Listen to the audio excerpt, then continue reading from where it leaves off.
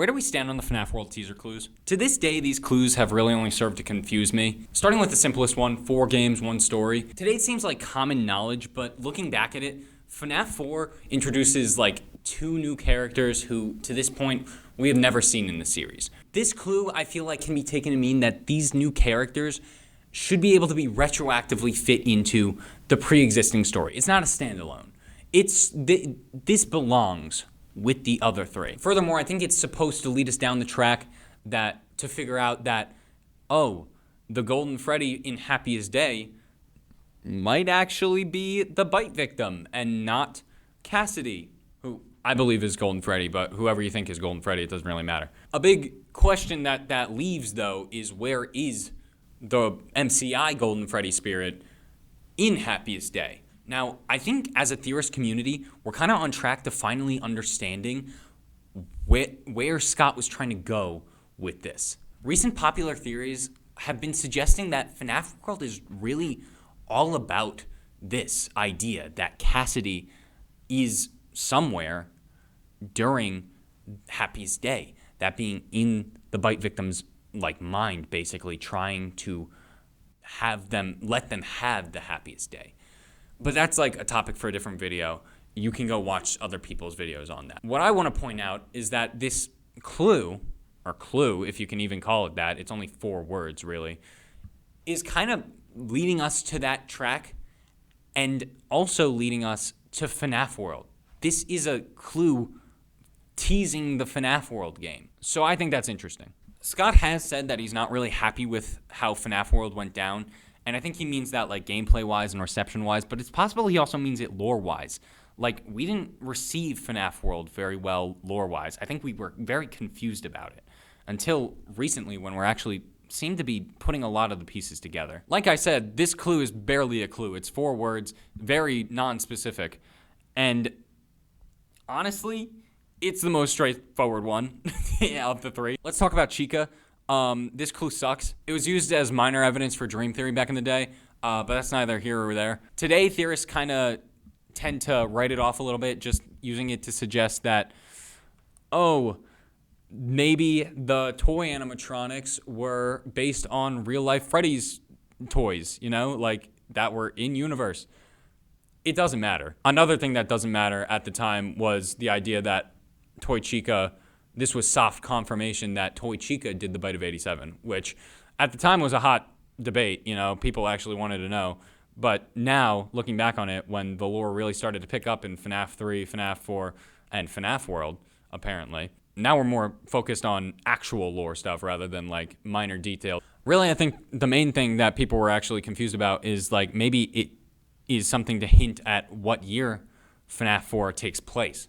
Because first you got the TV screen telling you it's 83, and then you got Toy Chica, who shouldn't exist until 87, in a toy. It's a toy of Toy Chica.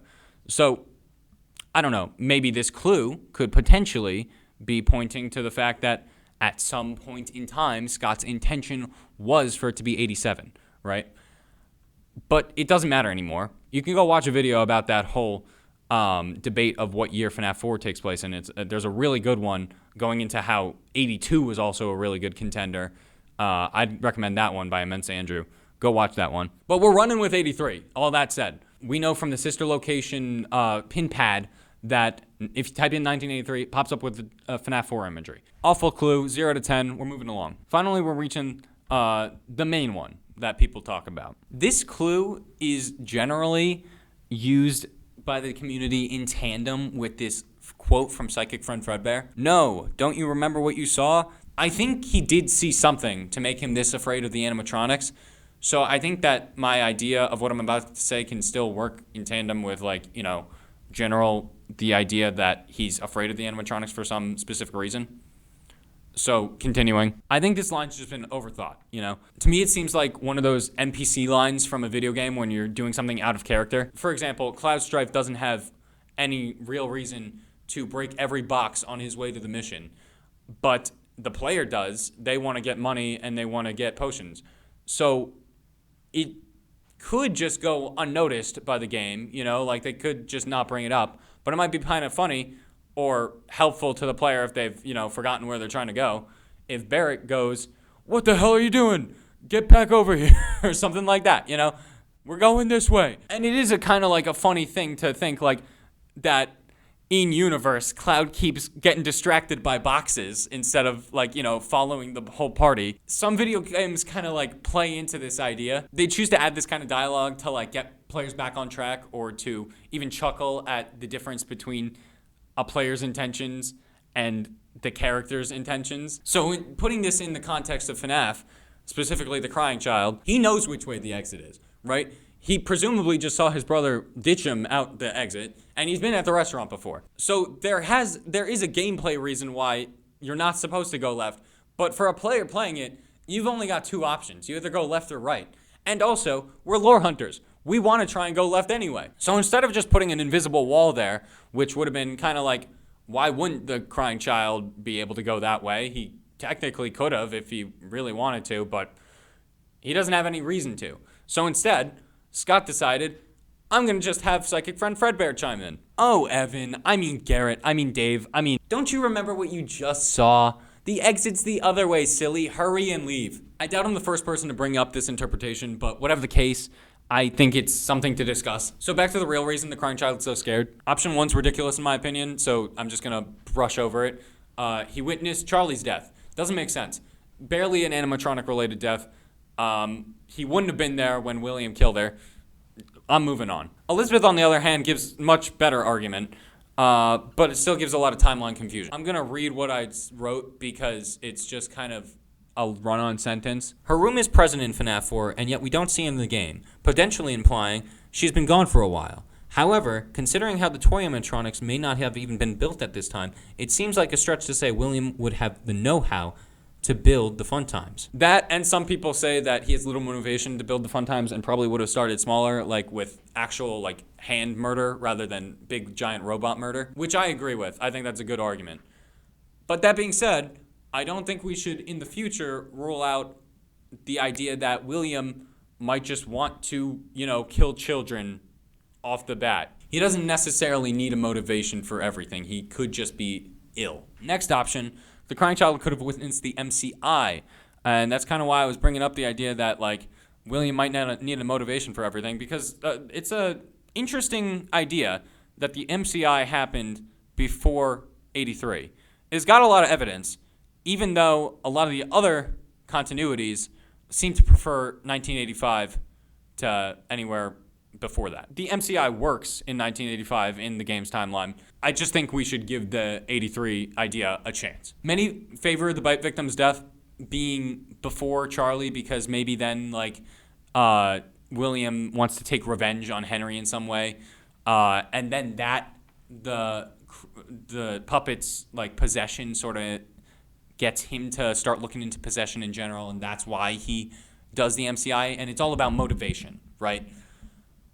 But there's also, just the chance that he doesn't need motivation. It's possible he just wanted to stuff some kids into some animatronics, And then he kills Charlie because of some Henry jealousy thing, maybe. And then, Charlie can still, maybe resurrect. If the kids' bodies are still there, Charlie has no reason not to, give them life, give gifts. And then the bite victim's death time really doesn't matter at that point. Now, really why I bring this up is because it gives a lot more context to the FNAF 4 if the MCI has already happened. It would explain a lot more why Psychic Friend Fredbear is talking to him, especially even though the text color changes at the end, it explains those lines a lot better. We are still your friends. Obviously, think of the FNAF movie, the parallels between that. I will put you back together.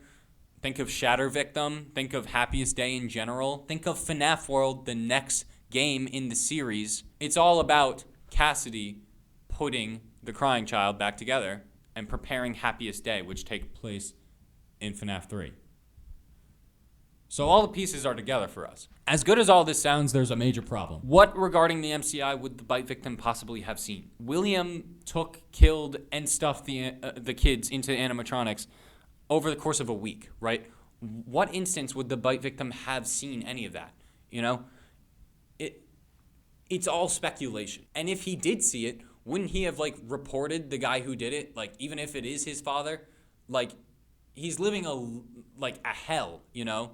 Like, if there's even a chance he can get away from his father, I'd say he'd take it probably. There's that scene in Parts and Services where the crying child's stuck there, and people like to point out that it might be the hair of a child sticking out of Fredbear there.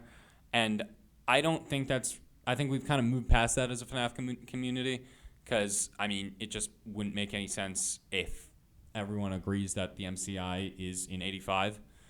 But if the MCI is in 83, then it could make sense.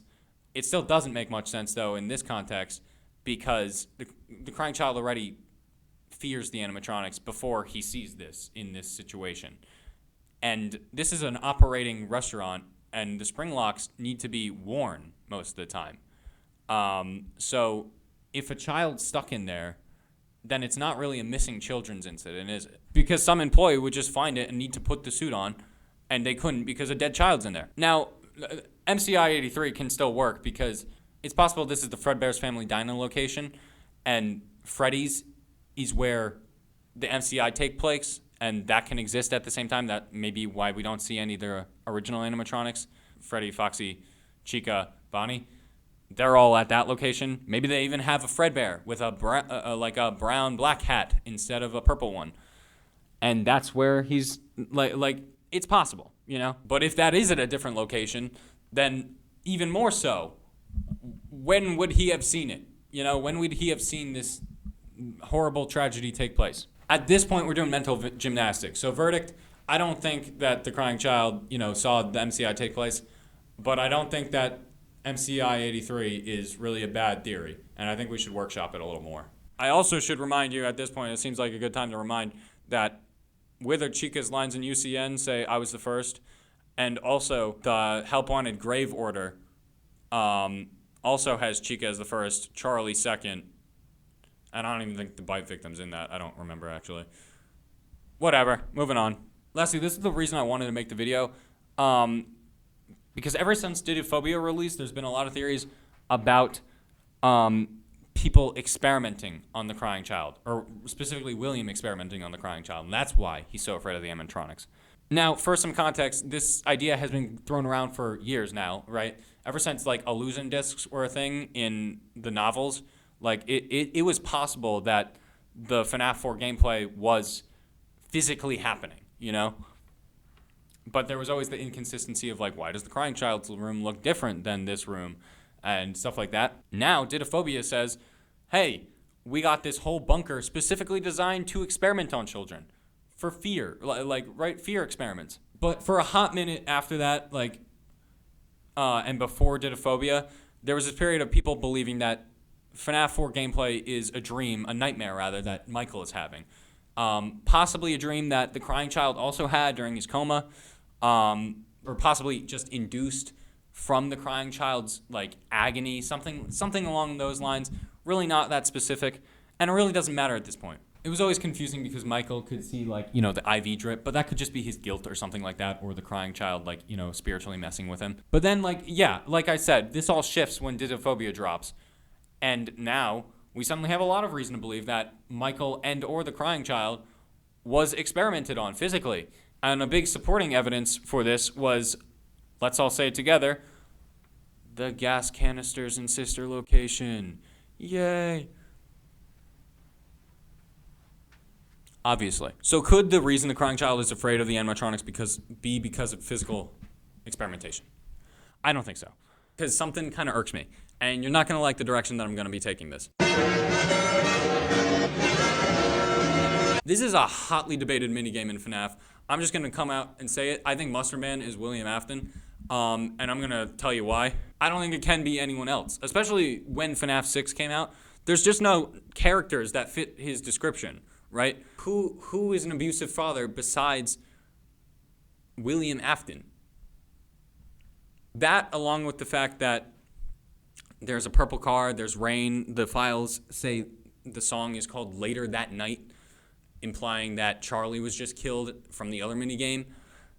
It's a great theory that this guy is William Afton. The only thing wrong with it is that he's not purple. But I'd like to argue that if he was purple, that would have taken all the fun out of it.